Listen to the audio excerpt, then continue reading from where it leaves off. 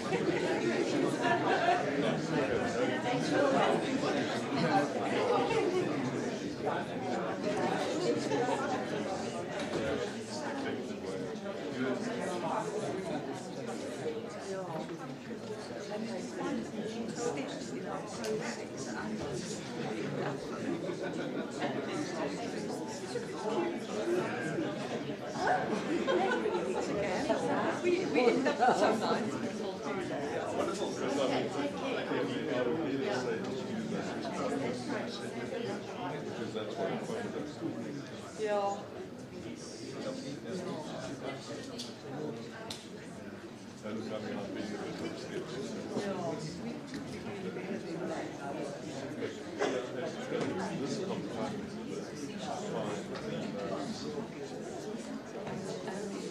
colleagues, we just have a few technical problems loading the presentation. It should be up within the next 4 or 5 minutes, so just ask for your patience. Thank you.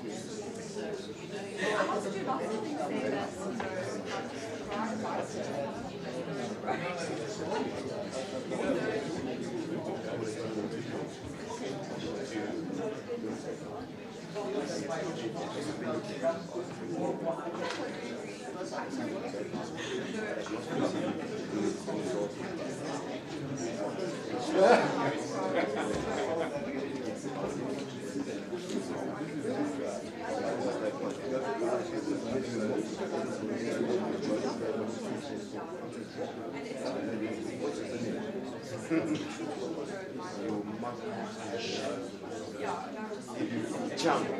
No.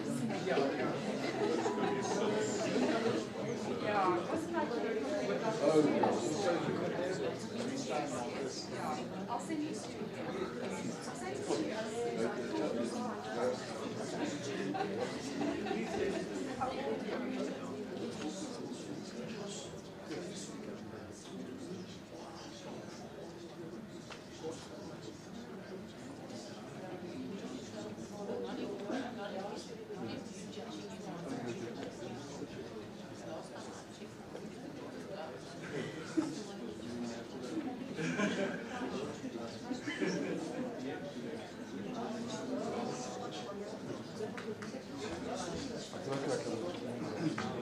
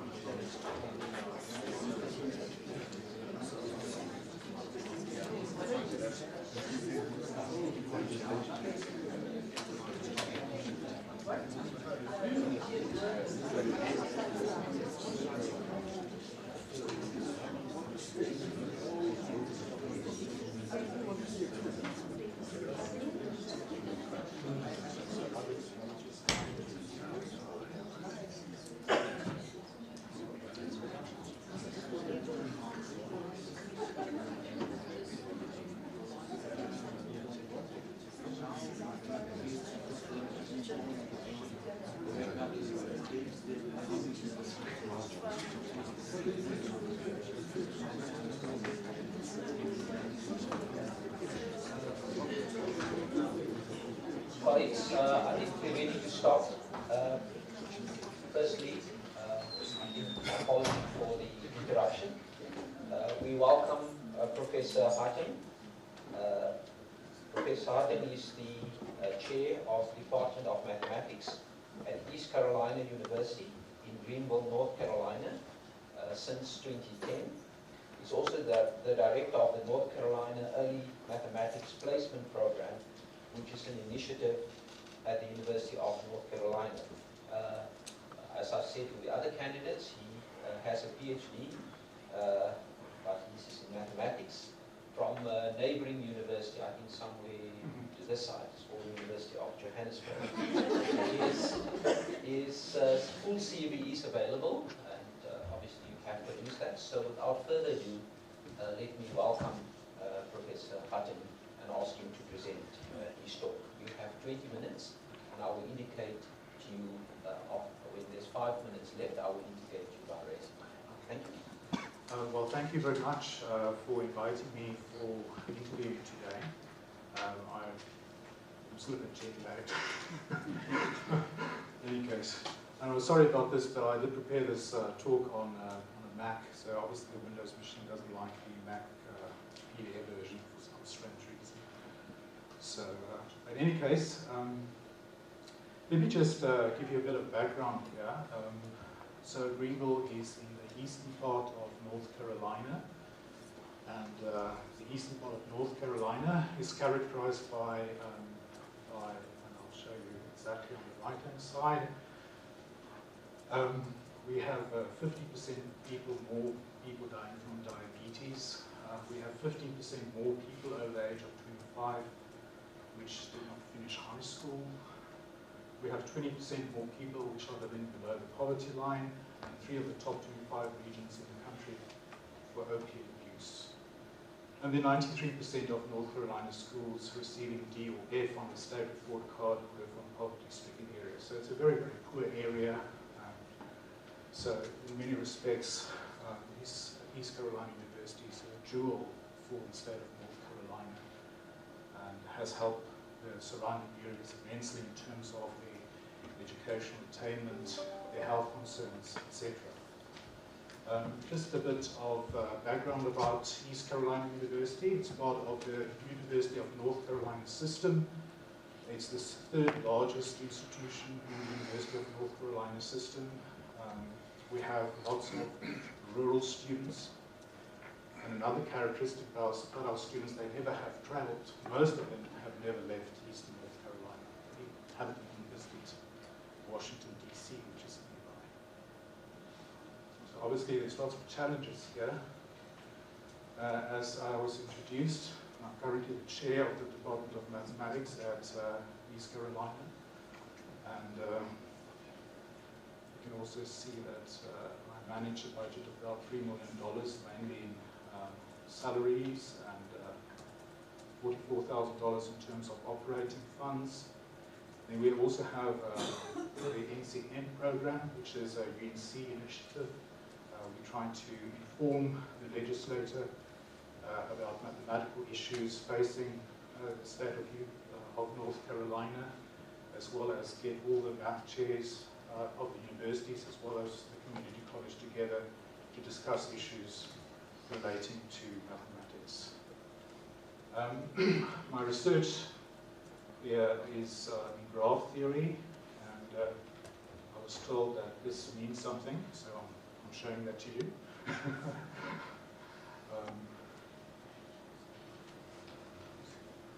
And when I was still at university nearby, I was rated P by the NRF. And another thing is I'm nearly finished with the certificate in business analytics from ECU, which is interesting. What I'm going to try to do is I'm going to illustrate how we build a university with analogies, what we did at ECU. But let me just start with a story by Hurricane Florence, which hit eastern North Carolina last year. That's another dubious aspect of us. We are also known as Hurricane Alley. So the hurricanes barrel through the state regularly, causing huge amounts of damage.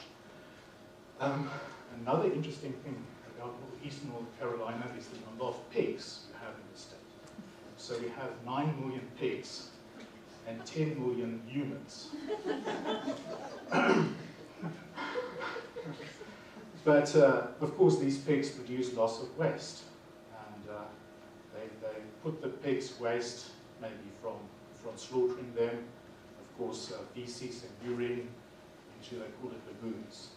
And when a hurricane comes through, like last year, which was a 1,000-year flood event for eastern North Carolina, these lagoons are breached.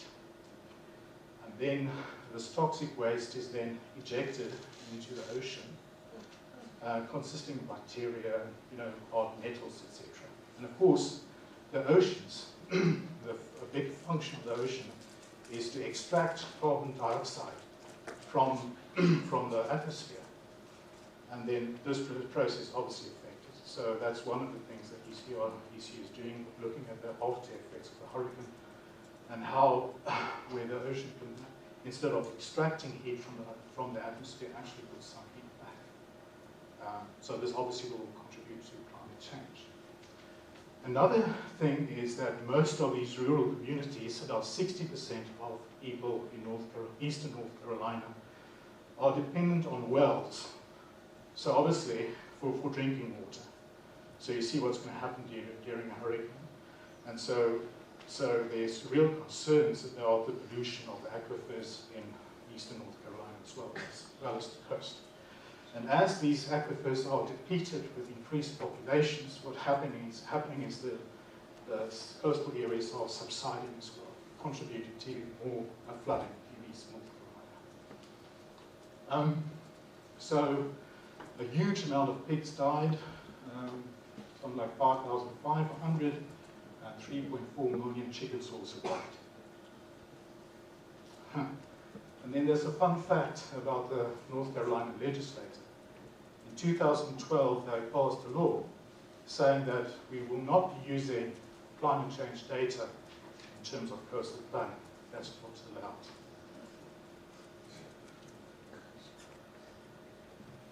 So obviously, the university has responded to this. We're now also the proud owner of a Coastal Sciences Institute, and they're looking, for example, at solutions of these types of problems. Climate change, rising oceans, also the socio-economic impacts of the hurricane, what happens after a hurricane, for example, how do you recover from it,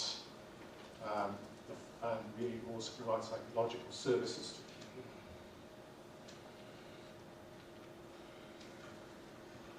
So in terms of, I would say the UNC's relationship with the legislator is tenuous at best. It's now controlled by a Republican Senate and House. And so we are facing declining subsidies. And so in an atmosphere of declining subsidies, you have to prioritize what you want to do. And so we got invitations from the faculty, was from bottom up sort of initiative where we looked at certain clusters, and these clusters were created. And I'll probably just concentrate on 2 of these clusters and trying to also relate that to the story of Florence. So the first one is big data. Of course, this is very important these days because mining data tells you where you can improve the operations of the company. For example, 5% of percentage of digital data is currently analyzed by business, meaning new knowledge is waiting to be discovered. For example, Walmart mined the data of people's buying habits just before a hurricane is coming, and they discovered that people buy more Pop-Tarts.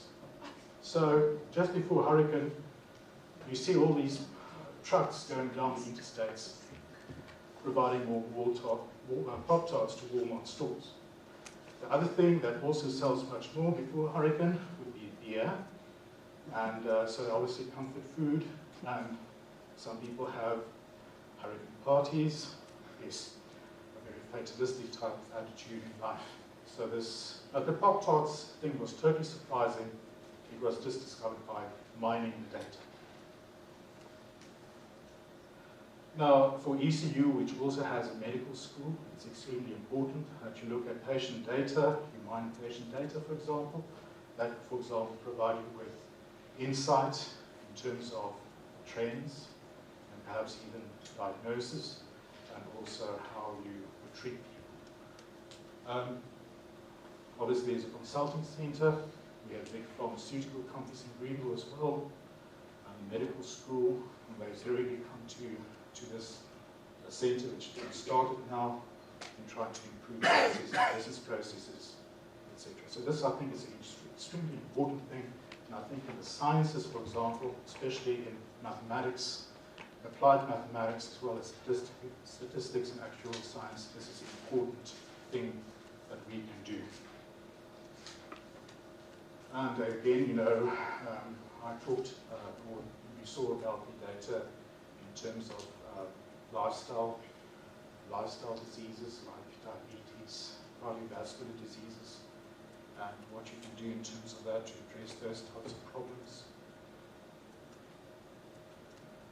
And then again, what the university wants to do, they want to go look at this huge problems associated with pig waste. Perhaps you can use the pig waste and transfer that into biogas. So 56% of natural gas consumption in transportation sector could be displaced by biogas produced from crop waste. We've also just opened a new science building, and with the new science building there's lots of opportunities to co-locate scientists from different areas, which will help in interdisciplinary research, for example.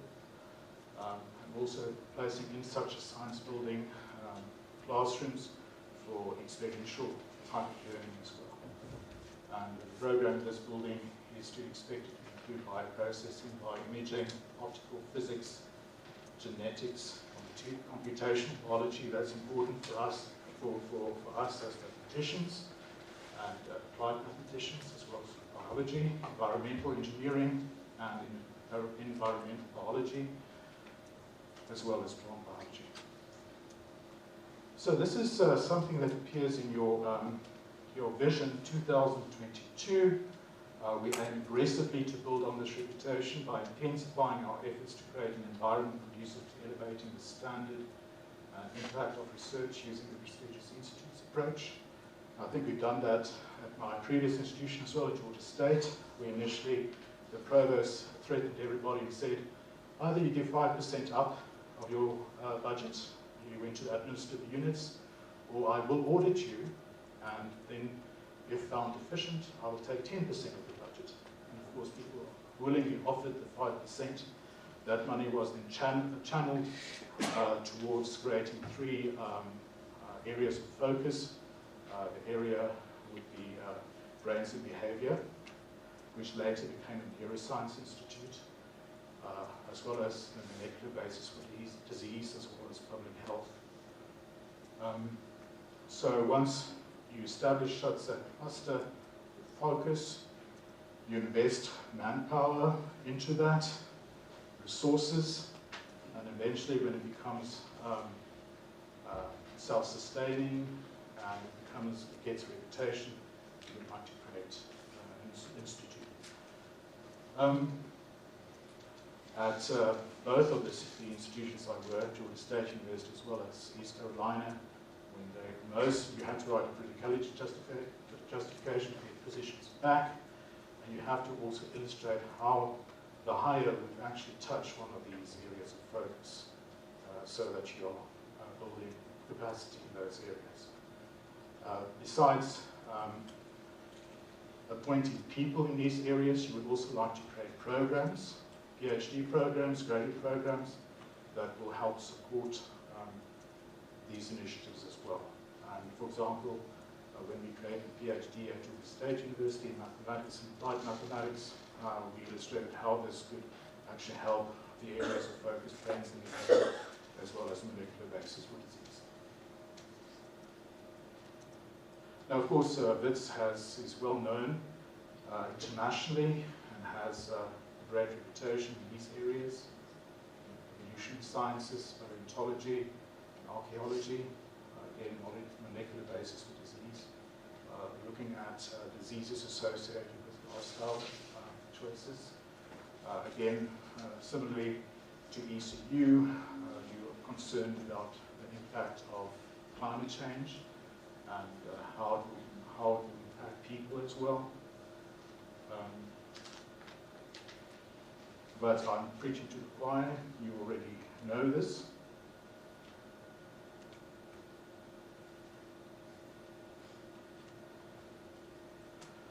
Now, funding is always a problem. Of course, I gave you an example how the provost at Georgia State got money to fund something like this. I must say Georgia State was more of a autocratic institution than ECU. At ECU, there's a strong faculty governance. So it's a push and give situation at ECU the whole time. And then, of course, you have access to NRF, and they have specifically targeted programs. Other funding opportunities would be through foundations, which I'm the most aware of, would be the Simons Foundation. You have internal funding opportunities. At ECU, we fund people through applying for funding through the clusters. They then get funding to support their initiatives. We also have a competitive internal buyout program. So that goes to a committee. The committee then decides to give certain money to support your research, and then you get course releases to actually execute research. Of course, funding through private sector partnerships are very important. Our chemistry department, for example, are working with, for example, pharmaceutical companies in Greenville to get funding to help paying for some of the lab costs. And it's very important these days that you actually target alumni and ask them to show that they are still very keen about the university, about giving money to the university. And at least that's one thing at ECU, they have a very fervent alumni, which supports the university quite well. Let me just say, we have a pathways where, for example, this is student success. We're looking at, for example, creating courses which are relevant to the discipline. Not everybody has to do college algebra. We are looking at, for example, remediation. Instead of using prerequisite remediation, we're looking at just-in-time remediation. So that's where if you need something and the student doesn't know, you actually teach them the mathematics at that moment. So we're also looking at, for example, transfers from other universities and community colleges. Let me just say that. So this is the remediation. It's a broken system. There is a better way. Start many more students in college courses with just-in-time support. And also the co-PRB Unity System FIS grant, remediation of underprepared students in college algebra. We also have a Finish in 4 program where we emphasize to students you have to try to finish in 4 because then you actually start your whole life. You're not missing out on any salary. Those of the type of reasoning also reduces their indebtedness. And then we also redesign college algebra, where instead of you telling the students for 3 hours what's going on in the math course, you just highlight certain topics, and then they go to a lab where they work on their problems with help from other student assistants. So it's like an airport situation where you're hungry or you're thirsty. A bottle of water is now suddenly $8, but you have no choice but to buy it because you are now you're a captive in that situation. The same with this approach. Let me just also look at diversity. Of course, diversity is where you promote acceptance, respect, and teamwork despite differences in race, age, gender, native language, biblical beliefs, religion, sexual orientation, or community styles among employees. And of course, diversity, why would you like to have diversity? Because obviously it gives you access to a greater pool of talent. Right? Why wouldn't you want that? And make your organization more effective, more successful, more profitable. How do we do this at ECU? We actively place ads in publication led by minorities. We also have created a partnership with Howard University in Washington, D.C., which is the premier historically black university in the United States. And we're looking at exchange programs both at the undergrad level as well as the graduate level. And obviously we're trying to bring faculty from our university go to Howard. Howard's faculty is coming to us. And the last thing, also, at least ECU is diverse in terms of gender. So 50% of the faculty at the associate professor level will be women, 50% will be men, but we still have lots of things to do in terms of other aspects of diversity. So we also host an ECU Girls' Day, which provides high school girls with showing the fun side of science and mathematics. So I think I better stop there. Thank you.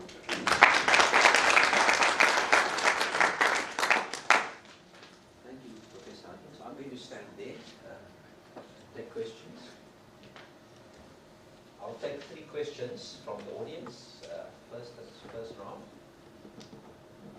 Okay. So I'm interested that you were at Georgia State, which, as you know, is the poster child now for student success in the U.S. Quite a few of us have been to DREAM conferences and heard a lot about what they do. So in South Africa, you would know that there's a huge disparity in the success of the students coming from different historical communities.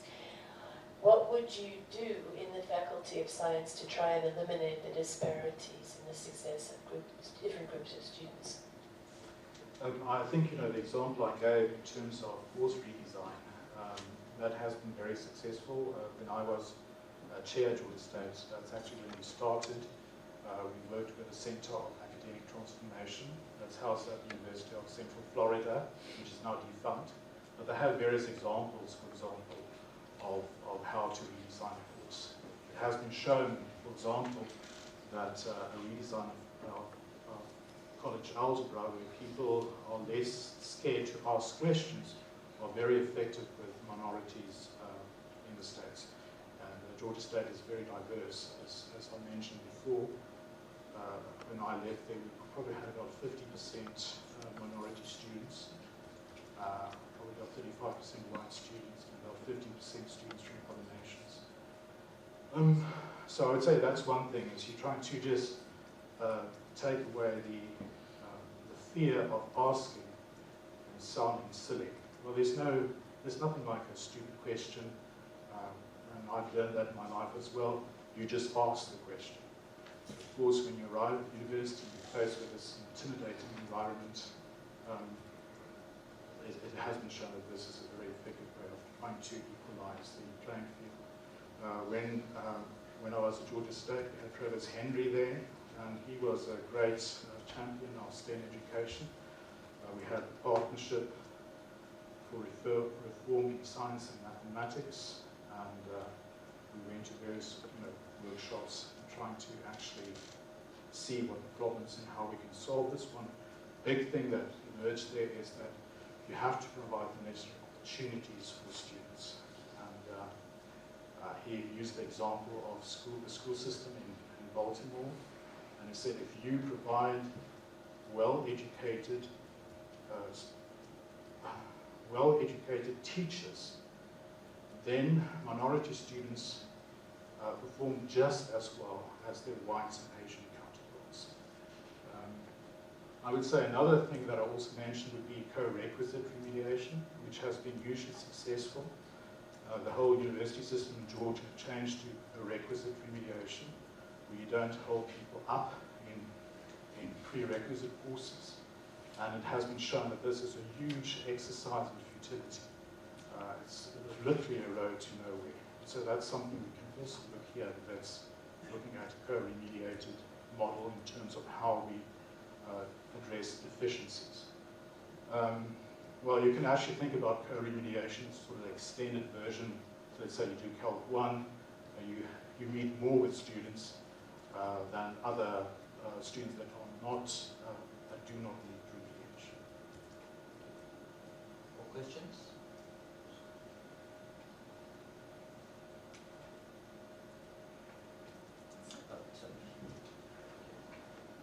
Hi, my question is, how would your vision, if you were to be appointed, play out around the fourth industrial revolution? Our faculty has got a diverse areas of research, like biological sciences and mathematical sciences and so forth. So how would your vision play out around the fourth industrial revolution to make sure that we become the world-class faculty? Thank you. Fourth, just tell me what that means. Fourth industrial revolution. There's a message that recently came out that the university has formed a team that will be led by the DVC research in terms of looking into the fourth industrial revolution and how vets can get involved in that. And so we're obviously moving towards fourth industrial revolution. So in terms of research in our faculty, because we've got quite a diverse areas of research, how would your vision play out in that sense? How would you make sure that we don't get left behind? So the fourth industrial revolution, that's moving towards, for example, data science and cyber security and those types of things, right? Well, of course, it's very important that we look at cyber security. I think computer science can be well placed to help with that, as well as mathematics, of course. I think it's extremely important that we look at these types of things. For example, there was just a security breach by Capital One, which is a major bank in Washington, D.C., where 100 million people's social security numbers got exposed. And about, I think, several million people in Canada as well. It was a lady in Seattle that somehow used the vulnerability in the systems to gain access to this. And recently I visited the University of Charlotte, which is much ahead in terms of their data science initiative. But it seems like it always happens in this way. There's a business need. People start mining data, for example, to make business processes more efficient. Now Charlotte is a major financial center in the United States with lots of banks and financial companies, and they have a big cooperation, for example, with banks. So I think at this, and what they do, the provost there is actually leading the initiatives, not just involving arts and sciences. It also involves the business school. It also involves, for example, other areas in the arts, for example, political science, because obviously you can mine data to predict what's going to happen in political elections. So I think very importantly is that you create the necessary infrastructure for this. It should be a university-wide initiative, not just the College of Science. And by getting more partners, I think that will place the College of Science on a very sound footstep. More questions on this? Prof, sort of one of the things that we have to engage in these days is marketing of the science faculty and ensuring that people recognize us on a global stage. I think that's key for Vince to continue lobbying the government effectively and to continue attracting top talent. You're a person with a unique sort of international perspective. Can you give me some ideas about how you keep that marketing up, improve it, or go in new directions, please? Yeah, we've had a few initiatives like this. For example, we obviously donations are very important. At ECU we have a day where we get people that donate to the university coming to the university, and they actually meet the students which would be beneficiaries of the donations, so you can actually see what impact the donors will have on their lives. With respect to lobbying government, what ECU has, they have actually the UNC system has a liaison with the legislature. And what they do is they continuously interact with the legislators, telling them what the UNC system is doing. Now, of course, the UNC system itself has a strategic plan, and they also instruct these constituent units to also create strategic plans to execute the UNC system's strategic plan. And of course, such a strategic plan is very important in selling the UNC system to people that actually fund the university. So there has been lots of change. You have to play, and you have to play well with the legislator, especially because we are dependent on their funding. So the UNC system has changed, for example, the way they fund education. These days it's not just about growing student numbers, it's also looking at, for example, performance measures like finish in 4, and they have benchmarks. For example, the whole co-remediation thing, if you don't do it yourself, certain legislators have simply said you will do it. For example, Florida has told people just to get rid of remediation totally. The California State University system did something similarly. So you have to be proactive in terms of your interaction with government and trying to do reforms while you still can. So I would say, those are the types of things you want to do. I think, having a chancellor or a principal that can interact with the stakeholders, that's extremely, I think, big benefit or an asset for the university. One last question, colleagues. If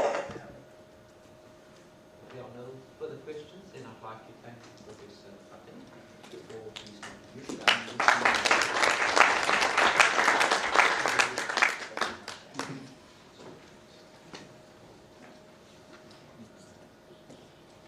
Colleagues, I know we're running a bit behind time because of the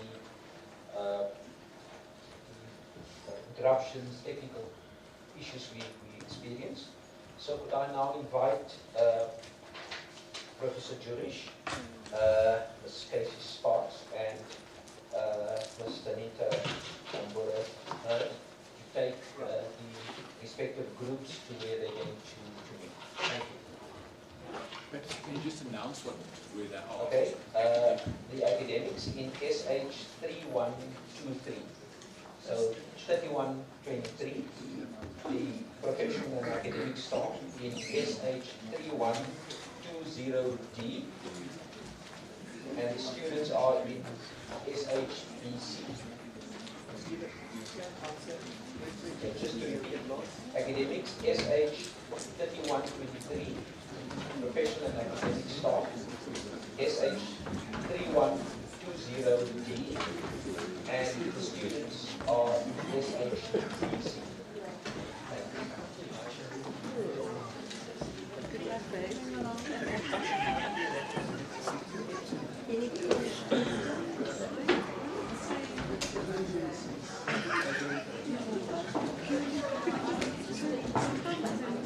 You leading us? yeah.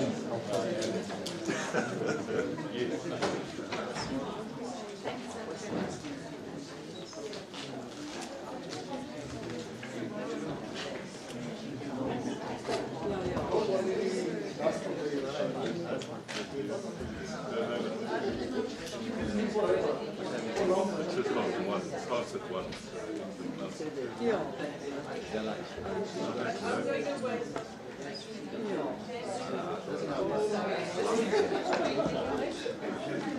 Should we actually go to see that? No. We're not expected Should we wait here or what do we say? Lunch. Goodness luckers. But the interviews are in the council chambers, so that's. And I'm going to go up there and go and do them. Yeah. No. No, I'm going to go and do this because it's the one place I can do some work.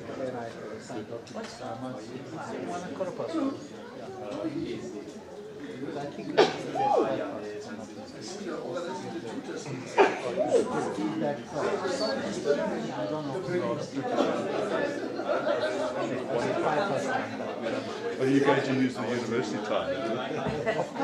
Indian. See you there. Hey, Neil. Hey, hello, Good.